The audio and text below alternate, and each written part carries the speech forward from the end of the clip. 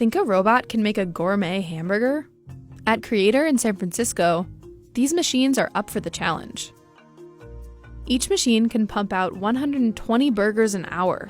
The machine will prep the bun, grind and form the patty, cook it, and add customizable toppings like grated cheese, tomato, and onion, just to your liking. The kicker? It'll only cost you $6. The way we keep the prices so low is mostly because we push a button on a phone and a gourmet burger just comes out magically. It's that easy to make food, we can charge a lot less. Alex Vardacostas is the mastermind behind Creator. I studied physics in school, but before that I grew up in my parents' burger joint, so I've been flipping burgers and taking orders for most of my life. Burgers are basically in his blood, so it makes sense he'd want to perfect a classic. But why did Alex decide to automate his burger joint? After all, robots are projected to take 800 million human jobs by 2030. I think one of the biggest misconceptions about Creator is that we're these guys in this dystopian lab making this like big stainless steel, creepy robot that's making terrible food, and that's kind of this like robot burger future. We hate that stuff too. Like, we are also terrified of that kind of dystopian future, and so a big part of our mission is, man, how do we become the right shepherds of technology? How do we use that technology in a way that's better for everyone and is more human-centered?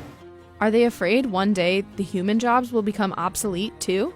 There are a lot of concerns about kind of putting robots in place of people, and I think the reality is that we're taking the roboticization out of what people have to do. And doing this monotonous thing over and over and over isn't exactly the culmination of the human spirit. And so we realized that if we built automation that could handle that, it would open up all kinds of opportunities to do things like spend way more money on the cost of ingredients, which is better for everyone who eats, which is most of us, I hope, and also allows us to pay the staff a lot more than they get paid anywhere else.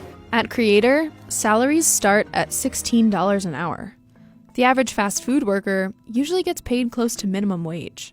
And there are certain things the robots can't do. It needs to be reloaded at different frequencies depending on the ingredients. So a lot of them, like the tomatoes, the sauces, the seasonings, it's several hundred ingredients before you have to put new ones in. But the buns are by far the worst. We got to reload the buns every 30 to 40 burgers. So how does a $6 burger made by a robot taste? What a good burger. I don't know, I thought it would be good, but this is really tasty. This mushroom aioli that's on here is delicious. It really makes this burger really meaty.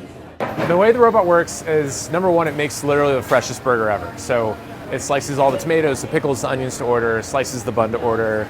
So when you do that, you get like nice, crispy, juicy tomato slices.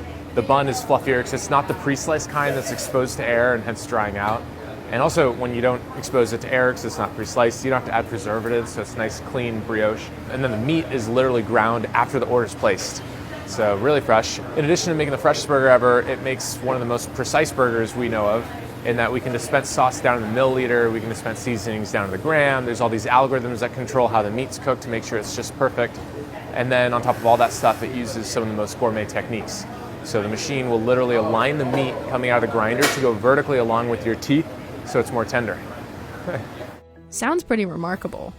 If the robots run the show, other than restocking the machines, why are there human employees at all?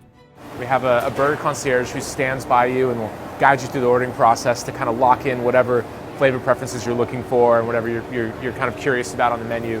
So it's a much more counterintuitively human-centered experience, despite the fact that we have essentially a robot in the back of house making all the food. Creator also serves salads and fries, which are made by humans. But maybe not for long.